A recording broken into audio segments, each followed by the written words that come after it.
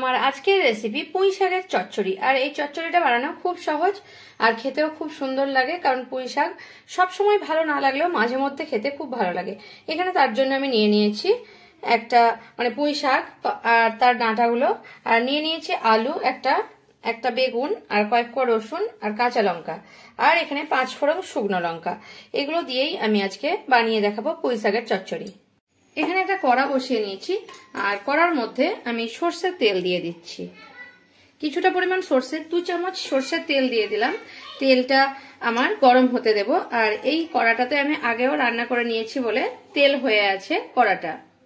আমার তেলটা গরম হয়ে গেছে। এখন আমি শুকনো লঙ্কাটা দিয়ে দিলাম, আর দিয়ে দিচ্ছি অল্প পরিমাণে 5 ফোড়নটা। এবারে শুকনো লঙ্কা 5 ফোড়নটা একটু ফুটে ওঠার জন্য আমি অপেক্ষা করব।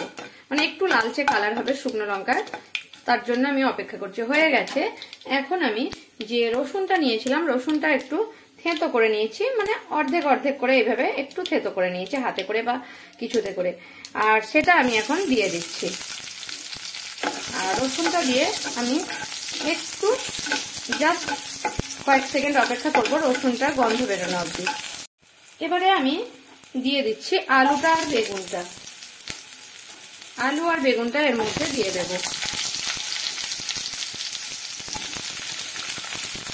এগুলো দিয়ে একটু লো টু মিডিয়াম ফ্লেমে রেখে আমি এখন নাড়তে থাকবো এগুলোকে। এবারে এর মধ্যে আমি দিয়ে দিচ্ছি অল্প একটু পরিমাণে লবণ। আর লবণটা দিয়ে আমি এগুলোকে একটু নাড়াচাড়া করে নিচ্ছি। আর নাড়াচাড়া করার পরে এটাকে আমি ঢাকা দিয়ে দেবো 5 মিনিটের জন্য। 5 মিনিট পরে আমি খুলে নিচ্ছি। আর খুলে নেওয়ার পরে আমি এটাকে একটু নেড়ে চেড়ে নিচ্ছি। এবারে আমি পুঁই শাক আর পুঁই শাকের যে ডাঁটাগুলো সব দিয়ে দেবো।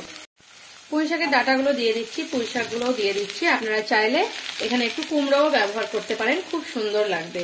আর দিয়ে দিচ্ছি কাঁচা লঙ্কা, দিয়ে দিলাম কাঁচা লঙ্কা। আর এটাকে আমি এখন এভাবে নেড়ে নেব আর ঢাকা দিয়ে দেব।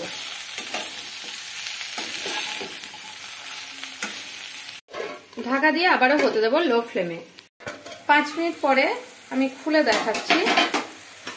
দেখুন পুঁই শাকটা আমার একটু জল বেরিয়ে গেছে।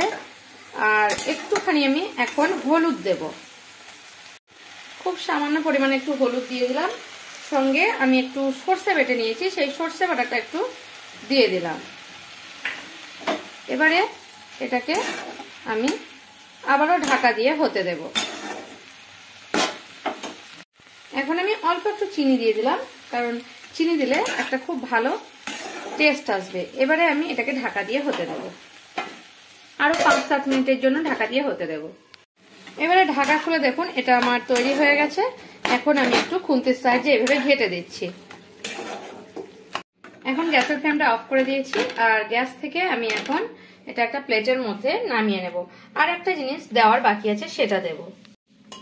এখন আমি পুঁই শাকটাকে নামিয়ে নিয়েছি, আর উপর থেকে একটু কাঁচা সর্ষের তেল দিয়ে দিচ্ছি, যাতে টেস্টটা আরো বাড়িয়ে দেবে।